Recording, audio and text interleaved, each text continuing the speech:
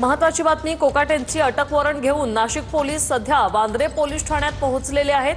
Vandre police स्टेशनमध्ये नोंद करून नाशिक पोलीस मग लीलावतीत येणार आहेत। नाशिक पोलीस कोकाटेंच्या अटकेची प्रक्रिया पूर्ण करणार आहेत। सदनिका गैरव्यवहार प्रकरणी कोकाटेंना 2 वर्षाची शिक्षा कायम ठेवण्यात आलेली आहे।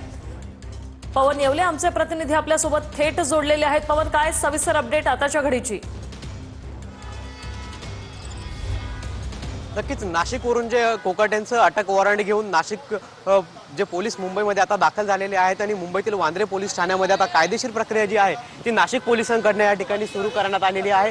पण जर बघितलं तर या ठिकाणी जे क्राईम ब्रांचचे एसीपी आहेत संदीप मिटके यांच्यासह क्राईम ब्रांचचे पोलीस निरीक्षक ते जे आहे ते या ठिकाणी अटक वॉरंट घेऊन आलेले आहेत आणि कायदेशीर प्रक्रिया जी आहे ती या ठिकाणी आता पूर्ण केली जाणार आहे। वांद्रे पोलीस ठाण्यामध्ये या संदर्भातली जी आहे ती नोंदणी केली जाणार आहे आणि त्यानंतर या ठिकाणावरून या पोलीस ठाण्यातील काही कर्मचारी घेऊन ते लीलावती रुग्णालयात जातील आणि त्या ठिकाणी त्यानंतर संपूर्ण जी प्रक्रिया आहे ती ऑन रेकॉर्ड होणार आहे। कॅमेरा समोर ही संपूर्ण प्रक्रिया जी आहे ती केली जाणार असल्याची माहिती आता समोर आलेली आहे। त्यामुळे या संपूर्ण कायदेशीर प्रक्रियेसाठी अगोदर पोलीस जे आहेत ते आता नाशिकवरून मुंबईमध्ये दाखल झालेले आहेत आणि मुंबईतील वांद्रे पोलीस ठाण्यामध्ये या संदर्भातली नोंद जी आहे ती केली जात आहे।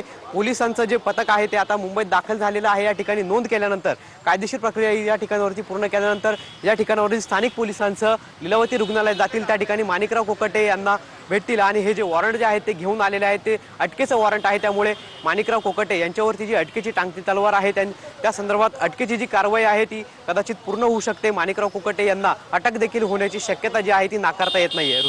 धन्यवाद पवन, तुम्ही दिलेल्या या माहितीसाठी।